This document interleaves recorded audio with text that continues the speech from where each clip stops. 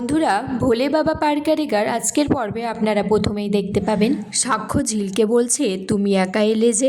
ঝিল বলছে কেন, দলবল নিয়ে আসবো। সাক্ষ্য বলছে তুমি চাইলে তোমার বয়ফ্রেন্ডকে নিয়ে আসতে পারতে। ঝিল বলছে আমার বয়ফ্রেন্ড আমাকে বিশ্বাস করে, তাই ওর এখন আসার কোনো প্রয়োজন নেই। সাক্ষ্য ঝিলকে বলছে শুভ কাজটা সেরে ফেলো, আর বেশি দেরি করো না। ঝিলও বলছে তুমিও চৈতি ম্যামের সাথে শুভ কাজটা সেরে ফেলো। এদিকে ঝিলের বস্তির মেয়েগুলো ঝিলের মাকে বলছে ঝিলকে কোথায় নিয়ে গেল ডাক্তারবাবু?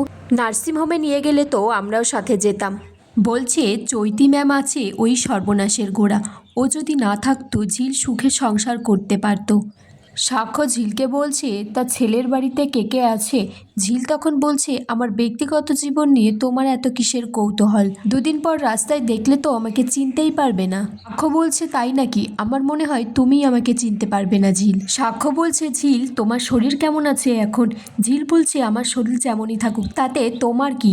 তখন সাক্ষ্য বলছে কারণ তুমি আমার, বলে থেমে যায়। সাক্ষ্য বলছে আমি ডাক্তার হিসেবে জিজ্ঞেস করছি, তুমি পেশেন্ট হিসেবে উত্তরটা দিয়ে দাও। তখন ঝিল বলছে আমি ভালো আছি।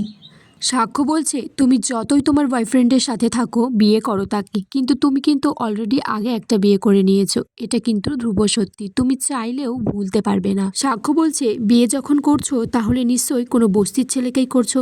ঝিল বলছে হ্যাঁ, বস্তির ছেলেদের মধ্যে মনুষ্যত্ব বোধটা থাকে, বড়লোক বাড়ির ছেলেদেরকে আমার অনেক দেখা হয়ে গেছে। ঝিল বলছে হ্যাঁ, তুমি আমাকে অনেক ট্রিটমেন্ট করেছো, কিন্তু সেটা শুধুমাত্র আমি যাতে তাড়াতাড়ি তোমাকে ছেড়ে দিই তার জন্য করেছো, আমার কাছে ভালো সাজার চেষ্টা করেছো।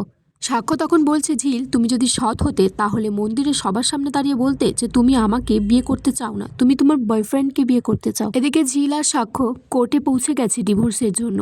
তখন সাক্ষ্য বলছে কিছুতেই তোমাকে ছাড়তে পারছি না ঝিল, কেন জানি না। ঝিল বলছে তুমি আমাকে যত ইচ্ছা ভুল বোঝো, কিন্তু তুমি কখনো বুঝতেই পারবে না আমি তোমাকে মুক্তি দিয়ে দিলাম, ভালো থেকো তুমি চৈতি ম্যামের সাথে।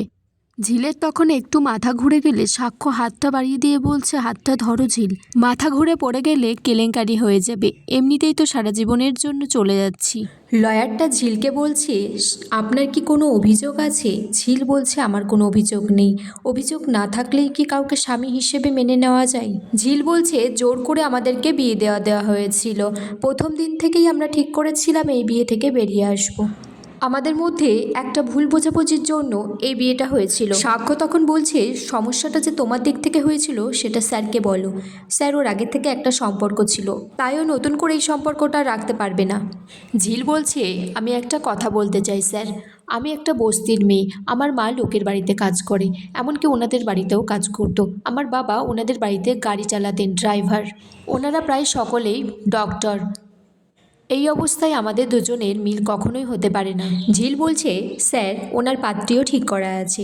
সাক্ষ্য বলছে হ্যাঁ, আমার বাড়ির লোক চাই আমি বিয়ে করি, আর আমাদের ডিভোর্সটা যতক্ষণ তুমি দিয়েই দিয়েছো, লিখে দিয়েছো, তাহলে আপত্তি কেন করব। এখানেই আজকের পর্ব শেষ হয়ে যায় বন্ধুরা।